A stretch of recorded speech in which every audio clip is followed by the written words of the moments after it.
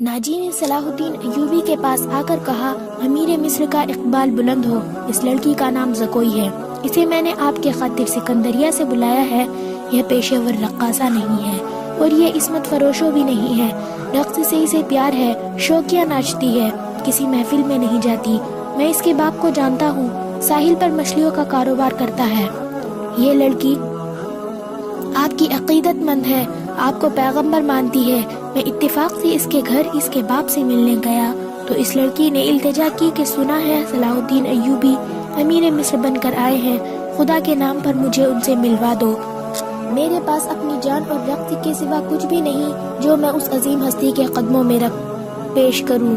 قبیلے صد احترام امیر، میں نے آپ سے رقص کی اجازت اسی لیے مانگی تھی، اس لڑکی کو میں آپ کے حضور میں پیش کرنا چاہتا تھا، آپ نے اسے بتایا تھا کہ میں اپنے سامنے کسی لڑکی کو رقص اور عریانی کی حالت میں نہیں دیکھ سکتا۔ صلاح الدین ایوبی نے کہا، یہ لڑکیاں جنہیں آپ مبلوس لائے ہیں بالکل ننگی ہے۔ ناجی نے خسیانہ ہو کر جواب دیا، علی مقام، میں نے بتایا تھا کہ امیر مصر رقص کو ناپسند فرماتے ہیں، لیکن یہ کہتی تھی کہ وہ میرا رقص پسند کریں گے کیونکہ میرے ناچ رقص میں دعوت گناہ نہیں، یہ ایک باعثمت لڑکی کا رقص ہوگا، میں صلاح الدین ایوبی کے حضور میں اپنا جسم نہیں، میں اپنا فن پیش کروں گی، اگر میں مرد ہوتی تو صلاح الدین ایوبی کی جان کی حفاظت کے لیے اس کے محافظ دستے میں شامل ہو جاتی، آپ کہنا کیا چاہتے ہیں؟ صلاح الدین ایوبی نے پوچھا۔ اس لڑکی کو اپنے پاس بلا کر اسے خراج تحسین پیش کرو کہ تم اپنے جسم کو ہزاروں مردوں کے سامنے ننگا کر کے بہت اچھا ناچتی ہو، اسے اس پر شاباش کہو کہ اس نے مردوں کے جنسی جذبات بھڑکانے میں خوب مہارت حاصل کی ہے۔ ناجی نے کہا، نہیں امیر مصر، میں اسے اس وعدے پر یہاں لایا ہوں کہ آپ اسے شریف باریابی بخشیں گے، یہ بڑی دور سے ایسی امید پر آئی ہے، ذرا دیکھیے اسے، اس کے رقص میں پیشاور تاثر نہیں، خود سپردگی ہے، دیکھیے وہ آپ کو کیسی نظروں سے دیکھ رہی ہے، بے شک صرف عبادت اللہ کی جاتی ہے، لیکن یہ رقص کی اداؤں سے عقیدت سے مخمور نگاہوں سے آپ کی عبادت کر رہی ہے، آپ اسے اپنے خیمے میں آنے کی اجازت دے دے تھوڑی سی دیر کے لیے، اسے مستقبل کی وہ ماں سمجھے جس کی کوکھ میں اسلام کے پاسبانی کے لیے باز جنم لیں گے، یہ اپنے بچوں کو بڑے فخر سے بتایا کرے گی کہ میں نے صلاح الدین ایوبی سے تنہائی میں باتیں کرنے کا شرف حاصل کیا تھا۔ ناجی نے نہایت پر اثر الفاظ اور جذباتی لفظ و لہجے میں صلاح الدین ایوبی سے منوا لیا کہ یہ لڑکی جسے اس نے ایک بردہ فروش سے خریدا تھا شریف باپ کی باعصمت بیٹی ہے، اس نے صلاح الدین ایوبی سے کہلوایا تھا کہ اچھا اسے میرے خیمے میں بھیج دینا۔ زکوئی نہایت آہستہ آہستہ جسم کو بل دیتی اور بار بار صلاح الدین ایوبی کی طرف دیکھ کر مسکراتی تھی، باقی لڑکیاں اس کے گرد تتلیوں کی طرح جیسے اڑ رہی ہو، یہ اچھل کود والا رقص نہیں تھا، مشالوں کی روشنی میں کبھی تو یوں لگتا تھا جیسے ہلکے نیلے شفاف پانی میں جل پریاں تیر رہی ہو، چاندنی کا اپنا ایک تاثر تھا۔ صلاح الدین ایوبی کے متعلق کوئی نہیں بتا سکتا کہ وہ گم سم بیٹھا کیا سوچ رہا تھا، ناجی کے سپاہی جو شراب پی کر ہنگامہ برپا کر رہے تھے وہ بھی جیسے مر گئے تھے، زمین اور آسمان پر وجد طاری تھا، ناجی اپنی کامیابی پر بے حد مؤثر تھا اور رات گزرتی جا رہی تھی۔ شب کے بعد صلاح الدین ایوبی اس خوشنما خیمے میں داخل ہوا جو ناجی نے اس کے لیے نصب کرا دیا تھا، اندر اس نے قالین بچھا دیا تھا، پلنگ پر چیتے کی خال کے مانند پلنگ پوش تھا، فانوس جو رکھوایا تھا اس کی ہلکی نیلی روشنی صحرا کی شفاف چاندنی کی مانند تھی اور اندر کی فضا عطر بیز تھی، خیمے کے اندر روشنی پردے تھے۔ ناجی صلاح الدین ایوبی کے ساتھ خیمے میں گیا اور پوچھا، اسے ذرا سی دیر کے لیے بھیج دوں، میں وعدہ خلاف سے بہت ڈرتا ہوں۔ صلاح الدین ایوبی نے کہا، بھیج دو، اور ناجی ہرن کی طرح چوکڑیاں بھرتا خیمے سے نکل گیا۔ تھوڑی ہی وقت میں ہلہ ہو گیا کہ صلاح الدین ایوبی کے محافظوں نے ایک رقاصہ کو اس کے خیمے کی طرف آتے ہوئے دیکھا، خیمے کے ہر طرف مشالیں روشن تھی، روشنی کا یہ انتظام علی بن سفیان نے کرایا تھا تاکہ رات کے وقت محافظ گرد ہوئے پیش کو اچھی طرح دیکھ سکے۔ رقاصہ قریب آئی تو انہوں نے اسے پہچان لیا، انہوں نے اسے رقص میں دیکھا تھا، یہ وہی لڑکی تھی جو ٹوکری میں سے نکلی تھی، وہ زکوئی تھی، وہ رقص کے لباس میں تھی، یہ لباس تو بائیکن تھا، اس میں وہ ننگا پن تھا۔ محافظوں کے کمانڈر نے اسے روک لیا، زکوئی نے اسے بتایا کہ اسے امیر مصر صلاح الدین ایوبی نے بلایا ہے۔ کمانڈر نے اسے بتایا کہ یہ ان امیروں میں سے نہیں جو تم جیسی لڑکیوں کے ساتھ رات گزارتے ہیں۔ زکوئی نے کہا آپ ان سے پوچھ لیں، میں بن بلائے آنے کی ہمت نہیں کر سکتی۔ کمانڈر نے پوچھا اس کا بلاوا تمہیں کس طرح ملا؟ سالار ناجی نے کہا کہ تمہیں امیر مصر بلاتے ہیں۔ زکوئی نے کہا آپ کہتے ہیں تو میں واپس چلی جاتی ہوں۔ امیر نے جواب طلب کیا تو خود بھگت لینا۔ کمانڈر تسلیم نہیں کر سکتا تھا کہ صلاح الدین ایوبی نے اپنی خواہگاہ میں ایک ناچنے والی کو بلایا ہے۔ وہ صلاح الدین ایوبی کے کردار سے واقف تھا، اس کے اس حکم سے بھی واقف تھا کہ ناچنے گانے والیوں سے تعلق رکھنے والے کو کوڑے لگائے جائیں گے۔ کمانڈر پشو پیش میں پڑ گیا۔ سوچ سوچ کر اس نے جرت کی اور صلاح الدین ایوبی کے خیمے میں چلا گیا۔ صلاح الدین ایوبی اندر ٹہل رہا تھا۔ کمانڈر نے ڈرتے ڈرتے کہا کہ باہر ایک ناچنے والی کھڑی ہے، کہتی ہے کہ حضور نے اسے بلایا ہے۔ صلاح الدین ایوبی نے کہا اسے اندر بھیج دو۔ کمانڈر باہر نکلا اور زکوئی کو اندر بھیج دیا۔ محافظوں کو توقع تھی کہ ان کا امیر اور سالار اعظم اس لڑکی کو باہر نکال دیں گے۔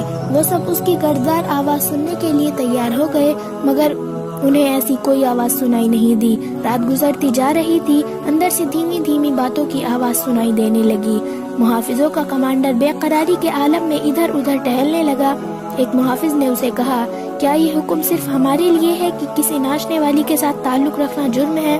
اس نے جواب دیا ہاں، حکم صرف ماتحتوں کے لیے اور قانون صرف عوام کے لیے ہوتے ہیں۔ امیر مصر کو درے نہیں لگائے جا سکتے۔ کمانڈر نے جل کر کہا بادشاہ کا کوئی کردار نہیں ہوتا، صلاح الدین ایوبی شراب بھی پیتا ہوگا، ہم پر جھوٹی پارسائی کا رعب جمایا جاتا ہے۔ ان کی نظروں میں صلاح الدین ایوبی کا جو بت تھا وہ ٹوٹ پھوٹ گیا۔ اس بت میں سے ایک عربی شہزادہ نکلا جو عیاش اور بدکار تھا، پارسائی کے پردے میں گناہ کا مرتکب ہو رہا تھا۔ ناجی بہت خوش تھا۔ صلاح الدین ایوبی کی خوشنودی کے لیے اس نے شراب سونگھی بھی نہیں تھی۔ وہ اپنے خیمے بیٹھا مسرت سے جھوم رہا تھا۔ اس کے سامنے اس کا نائب سالار ادروش بیٹھا تھا۔ اس نے ناجی سے کہا اسے گئے بہت وقت گزر گیا ہے، معلوم ہوتا ہے ہمارا تیر صلاح الدین ایوبی کے دل میں اتر گیا ہے۔ ناجی نے کہا لگا کر کہا میرا تیر خالی کب گیا؟ اگر یہ تیر خالی چلا جاتا تو فوراً یہی لوٹ کر ہمارے پاس آ جاتا۔ ادروش نے کہا تم ٹھیک کہتے ہو، زکوئی انسان کے روپ میں طلسم ہے، معلوم ہوتا ہے یہ لڑکی حشیشین کے ساتھ رہی ہے، ورنہ صلاح الدین ایوبی جیسا بت کبھی نہ توڑ سکتی۔ ناجی نے کہا میں نے اسے جو سبق دیا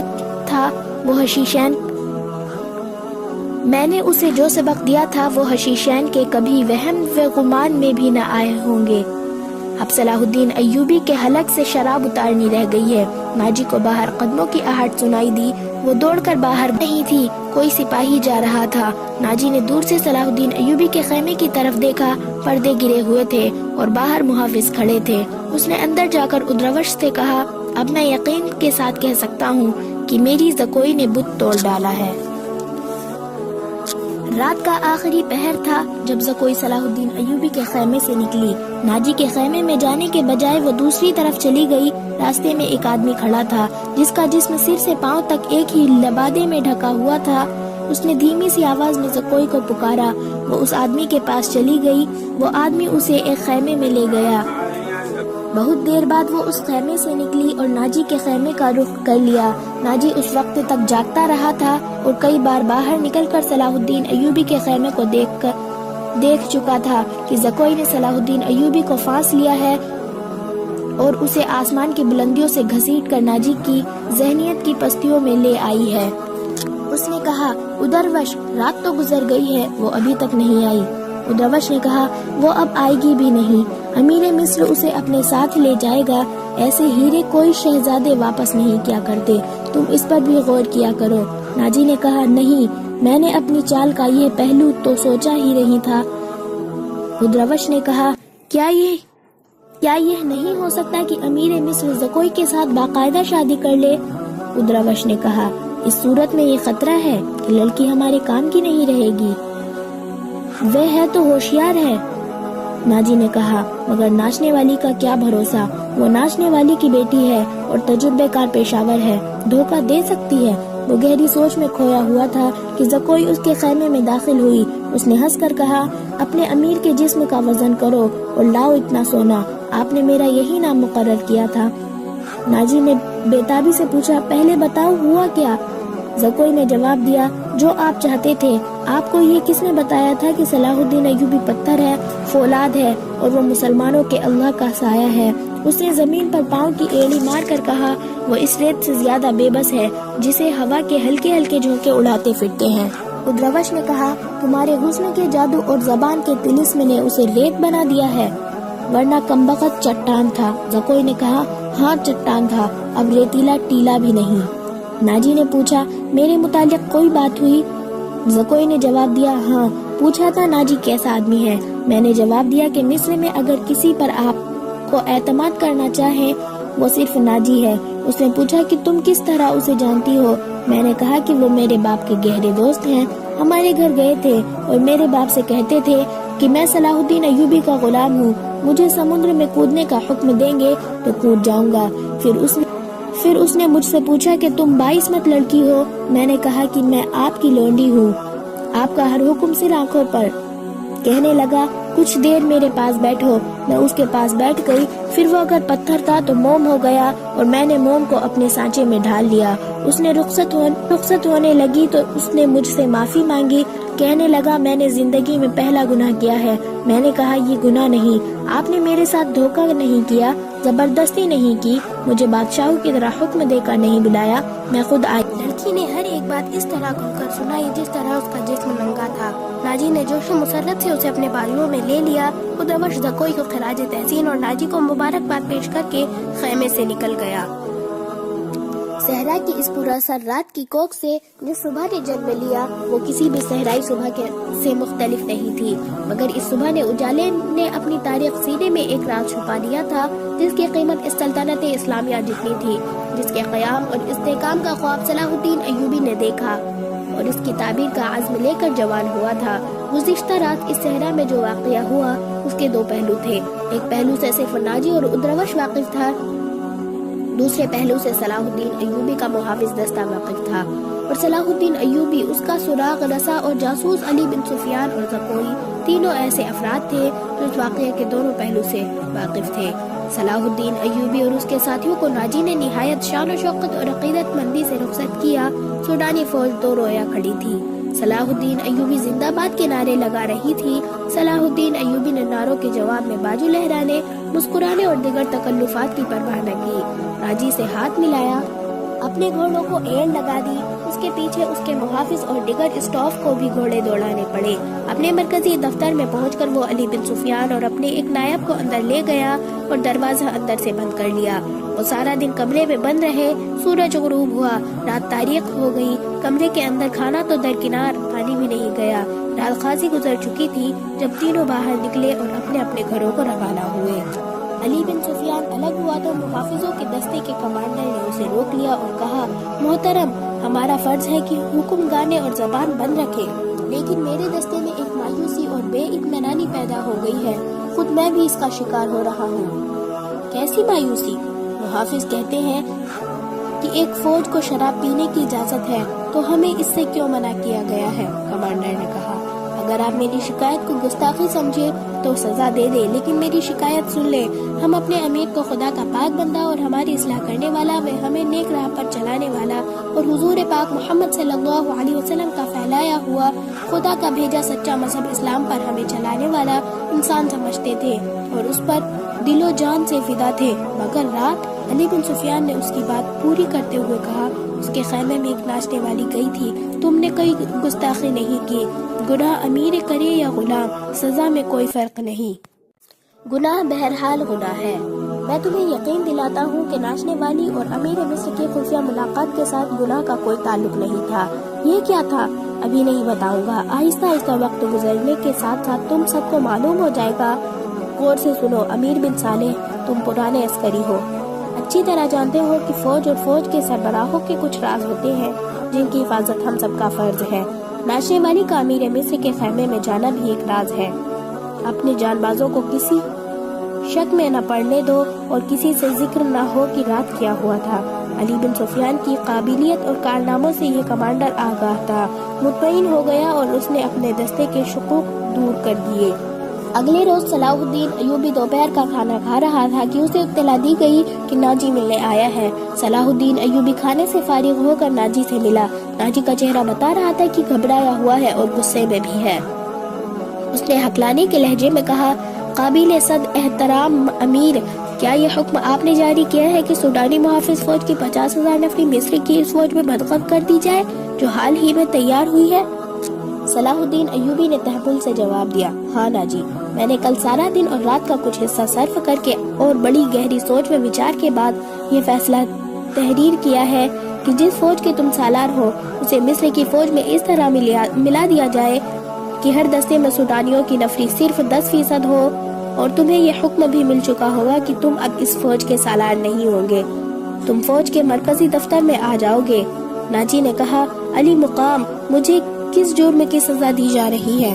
صلاح الدین ایوبی نے کہا، اگر تمہیں یہ فیصلہ پسند نہیں تو فوج سے الگ ہو جاؤ۔ ناجی نے کہا، معلوم ہوتا ہے کہ میرے خلاف سازش کی گئی ہے، آپ کے بلند دماغ اور گہری سوچ کو چھان بین کر لینی چاہیے، مرکز میں میرے بہت سے دشمن ہیں۔ صلاح الدین ایوبی نے کہا، میرے دوست، میں نے یہ فیصلہ صرف اس لیے کیا ہے کہ میری انتظامیہ اور فوج سے سازشوں کا خطرہ ہمیشہ کے لیے نکل جائے، اور میں نے یہ فیصلہ اس لیے کیا ہے کہ فوج میں کسی کا عہدہ کتنا ہی اونچا کیوں نہ ہو اور کوئی کتنا ہی اگنا ہو، وہ شراب نہ پیے، ہلڑ بازی نہ کرے اور فوجی جشنوں میں ناچ گانے نہ ہو۔ ناجی نے کہا، لیکن علی جہاں، میں نے حضور سے اجازت لے لی تھی، اور میں نے شراب اور ناچ گانے کی اجازت صرف اس لیے دے دی تھی کہ اس فوج کو اس کی اصل حالت میں دیکھ سکوں جسے تم ملت اسلامیہ کی فوج کہتے ہو۔ میں 50,000 نفری کو برطرف نہیں کر سکتا، مصری فوج میں اسے ملا کر اس کے کردار کو سدھار دوں گا، اور یہ بھی سن لو کہ ہم میں کوئی مصری، سوڈانی، شامی اور ازمی نہیں ہے، ہم مسلمان ہیں، ہمارا جھنڈا ایک اور ہمارا مذہب ایک ہے۔ امیر عالی مرتب نے یہ تو سوچا ہی ہوتا کہ میری حیثیت کیا رہ جائے گی۔ صلاح الدین ایوبی نے کہا، جس کے تم اہل ہو اپنے ماضی پر خود ہی نگاہ ڈالو، ضروری نہیں کہ اپنی کارستانیوں کی داستان مجھ سے سنو، فوراً واپس جاؤ، اپنی فوج کی نفری سامان، جانوروں، سامان خوردنوش وغیرہ کے کاغذات تیار کر کے میرے نائب کے حوالے کر دو، 7 دن کے اندر اندر میرے حکم کی تعمیل مکمل ہو جائے۔ ناجی نے کچھ کہنا چاہا لیکن صلاح الدین ایوبی ملاقات کے کمرے سے نکل گیا۔ یہ بات ناجی کے خفیہ حرم میں بھی پہنچ گئی تھی کہ زکوئی کو امیر مصر نے رات بھر کا شرف باریانی بخشا ہے۔ زکوئی کے خلاف حسد کی آگ پہلے ہی پھیلی ہوئی تھی، اسے آئے ابھی بہت تھوڑا ہی عرصہ گزرا تھا، لیکن ناجی پہلے روز سے ہی اسے اپنے ساتھ رکھنے لگا تھا، اسے ذرا سی بھی دیر کے لیے اپنے حرم میں نہیں جانے دیتا تھا جہاں اس کی دل پسند ناچنے والی جوان لڑکیاں رہتی تھی۔ زکوئی کو اس نے الگ کمرہ دیا تھا۔ انہیں یہ تو معلوم نہ تھا کہ ناجی اسے صلاح الدین ایوبی کو موم کرنے کی ٹریننگ دے رہا ہے اور وہ کسی بہت بڑی تخریبی منصوبے پر کام کر رہا ہے۔ یہ ناچنے والیاں یہ دیکھ کر جل بھن گئی تھی کہ زکوئی نے ناجی پر قبضہ کر لیا ہے اور اس کے دل میں ان کے خلاف نفرت پیدا کر دی ہے۔ حرم کی 2 لڑکیاں زکوئی کو ٹھکانے لگانے کی سوچتی رہتی تھی۔ اب انہوں نے دیکھا کہ زکوئی کو امیر مصر نے بھی اتنا پسند کیا ہے کہ اسے رات بھر اپنے خیمے میں رکھا ہے، تو وہ پاگل سی ہو گئی۔ اسے ٹھکانے لگانے کا واحدہ طریقہ قتل تھا۔ قتل کے 2 ہی طریقے ہو سکتے تھے، زہر یا کرائے کا قاتل جو اسے سوتے میں قتل کر آئے۔ دونوں طریقے ممکن نہیں تھے کیونکہ زکوئی باہر نہیں نکلتی تھی اور زہر دینے کے لیے اس تک رسائی نہیں ہو سکتی تھی۔ ان دونوں نے حرم کی سب سے زیادہ چالاک ملازمہ کو اعتماد میں لے رکھا تھا، اسے انعام و اکرام دیتی رہتی تھی۔ جب حسد کے انتہا نے ان کی آنکھوں میں خون اتار دیا تو انہوں نے اس ملازمہ کو منہ مانگے انعام کا لالچ دے کر اپنا مقصد بیان کر دیا۔ یہ ملازمہ بڑی خراٹ اور منجھی ہوئی عورت تھی۔ اس نے کہا کہ سالار کی رہائش گاہ میں جا کر زکوئی کو زہر دینا ممکن نہیں، موقع محل دیکھ کر اسے خنجر سے قتل کیا جا سکتا ہے، اس کے لیے وقت چاہیے۔ اس نے وعدہ کیا کہ وہ زکوئی کی حرکت پر نظر رکھے گی، ہو سکتا ہے کوئی موقع جلدی نکل آئے۔ اس جرائم پیشہ عورت نے یہ بھی کہا کہ اگر کوئی موقع نہ نکلا تو حشیشان کی مدد حاصل کی جائے گی، مگر وہ معاوضہ بہت زیادہ لیتے ہیں۔ دونوں لڑکیوں نے اسے یقین دلایا کہ وہ زیادہ سے زیادہ معاوضہ دینے کو تیار ہے۔ ناجی بے حد غصے کے عالم میں اپنے کمرے میں ٹہل رہا تھا۔ زکوئی سے ٹھنڈا کرنے کی بہت کوشش کر چکی تھی لیکن اس کا غصہ بڑھتا جا رہا تھا۔ آپ مجھے اس کے پاس جانے دیں، میں اسے شیشے میں اتار لوں گی، زکوئی نے چوتھی بار کہا۔ ناجی نے گرج کر کہا، بیکار ہے، وہ کم بخت حکم نامہ جاری کر چکا ہے جس پر عمل بھی شروع ہو چکا ہے، مجھے اس نے کہیں کا نہیں رہنے دیا، اس پر تمہارا جادو نہیں چل سکا۔ مجھے معلوم ہے کہ میرے خلاف یہ سازش کرنے والے لوگ کون ہیں، وہ میری ابھرتی ہوئی حیثیت سے حسد کرتے ہیں۔ میں امیر مصر بننے والا تھا، میں نے یہاں کے حکمرانوں پر حکومت کی ہے، حالانکہ میں معمولی سالار تھا، اب میں سالار بھی نہیں رہا۔ اس نے دربان کو اندر بلا کر کہا کہ ادروش کو بلائے۔ اس کا ہمراز اور نائب ادروش آیا تو ناجی نے اس کے ساتھ بھی اسی موضوع پر بات کی۔ صلاح الدین اسے وہ کوئی نئی خبر نہیں سنا رہا تھا۔ ادروش کے ساتھ میں صلاح الدین ایوبی کے نئے حکم نامے پر تفصیلی تبدیلی خیال کر چکا تھا، مگر دونوں اس کے خلاف کوئی کارروائی نہیں سوچ سکتے تھے۔ اب اس کے دماغ میں ایک کارروائی آ گئی تھی۔ اس نے ادروش سے کہا، میں نے جوابی کارروائی سوچ لی ہے۔ ادروش نے کہا، کیا؟ بغاوت، ناجی نے کہا۔ ادروش چپ چاپ اسے دیکھتا رہا۔ ناجی نے کہا، تم حیران ہو گئے ہو؟ کیا تمہیں شک ہے کہ یہ 50,000 سوڈانی فوج ہماری وفادار نہیں ہے؟ کیا یہ صلاح الدین ایوبی کی نسبت مجھے اور تمہیں اپنا حاکم اور وہی خواہ نہیں سمجھتی؟ کیا تم اپنی فوج کو یہ کہہ کر بغاوت پر آمادہ نہیں کر سکتے کہ تمہیں مصر کا غلام بنایا جا رہا ہے اور مصر تمہارا ہے؟ ادروش نے گہری سانس لے کر کہا، میں نے اس اقدام پر غور نہیں کیا تھا۔ بغاوت کا انتظام ایک اشارے پر ہو سکتا ہے، لیکن مصر کی نئی فوج بغاوت کو دبا سکتی ہے اور اس فوج کو کمک بھی مل سکتی ہے۔ حکومت سے ٹکر لینے سے پہلے ہمیں ہر پہلو پر غور کر لینا چاہیے۔ ناجی نے جواب دیا، میں غور کر چکا ہوں، میں عیسائی بادشاہ کو مدد کے لیے بلا رہا ہوں، تم 2 پیغمبر تیار کرو، انہیں بہت دور جانا ہے، آؤ میری باتیں غور سے سنو۔ زکوئی، تم اپنے کمرے میں چلی جاؤ۔ زکوئی اپنے کمرے میں چلی گئی اور وہ دونوں ساری رات اس کمرے میں بیٹھے رہے۔ صلاح الدین ایوبی نے دونوں فوجوں کو ملانے کا وقت 7 روز مقرر کیا تھا۔ کاغذی کارروائی ہوتی رہی، ناجی پوری طرح تعاون کرتا رہا۔ 4 روز گزر چکے تھے۔ اسی دوران ناجی ایک بار پھر صلاح الدین ایوبی سے ملا، لیکن اس نے کوئی شکایت نہ کی۔ تفصیلی رپورٹ دے کر صلاح الدین ایوبی کو مطمئن کر دیا کہ 7ویں روز دونوں فوج ایک ہو جائیں گی۔ صلاح الدین ایوبی نے نائب نے بھی اسے یقین دلایا کہ ناجی دیانتداری سے تعاون کر رہا ہے، مگر علی بن سفیان کی رپورٹ کسی حد تک پریشان کن تھی۔ اس کی انٹیلیجنس سورس نے رپورٹ دی تھی کہ سوڈانی فوج کے سپاہیوں میں بے اطمینانی سی پائی جاتی ہے، وہ مصری فوج میں مدغم ہونے پر خوش نہیں ہے۔ ان کے درمیان یہ افواہ پھیلائی جا رہی ہے کہ مصری فوج میں مدغم ہو کر ان کی حیثیت غلاموں کی سی ہو جائے گی، انہیں مال غنیمت بھی نہیں ملے گا اور ان سے بار برداری کا کام لیا جائے گا، اور سب سے بڑی بات یہ ہے کہ انہیں شراب نوشی کی اجازت نہیں ہوگی۔ علی بن سفیان نے یہ رپورٹ صلاح الدین ایوبی تک پہنچا دی۔ صلاح الدین ایوبی نے اسے کہا کہ یہ لوگ طویل مدت سے عیش کر رہے ہیں، انہیں نئی تبدیلی یقیناً پسند نہیں آئے گی، مجھے امید ہے کہ وہ نئے حالات اور ماحول کے عادی ہو جائیں گے۔ اس لڑکی سے ملاقات ہوئی یا نہیں؟ صلاح الدین ایوبی نے پوچھا۔ علی نے جواب دیا، نہیں، اس سے ملاقات ممکن نظر نہیں آتی، میرے آدمی ناکام ہے، ناجی نے اسے قید کر رکھا ہے۔